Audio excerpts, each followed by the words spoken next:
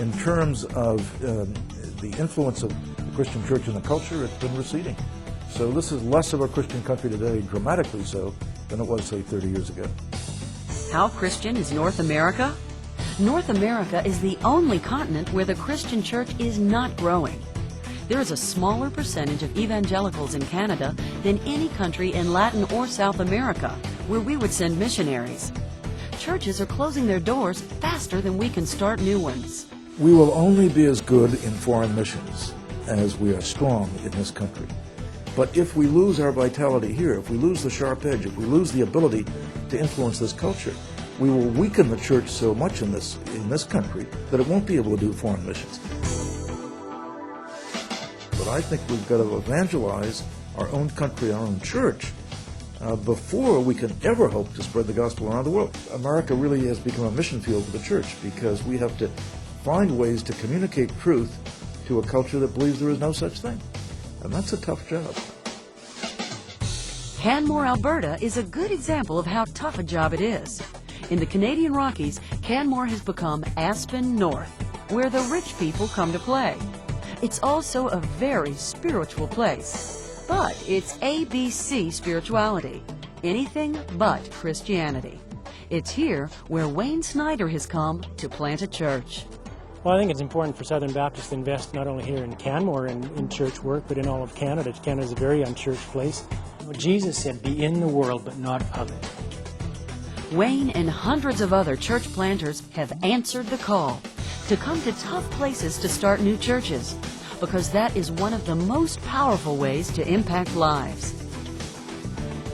We don't have to go to the world. The world comes to a resort community. We have a real opportunity, I believe, and that's the vision God has given us for impacting the world.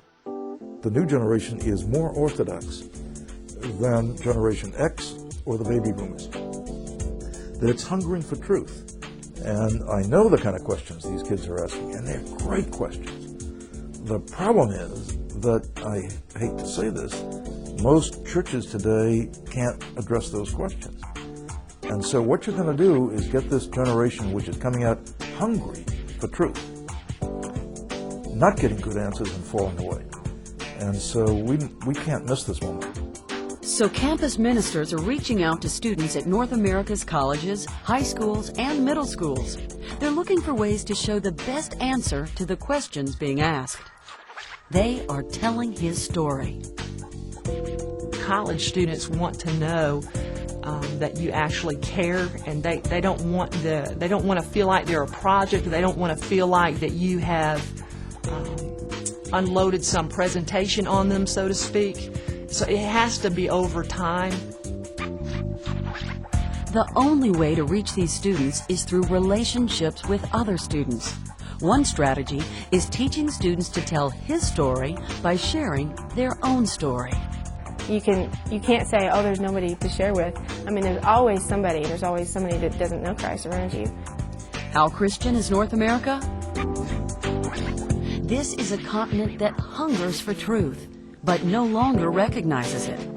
There is a fresh opportunity blowing across North America. New questions are being asked.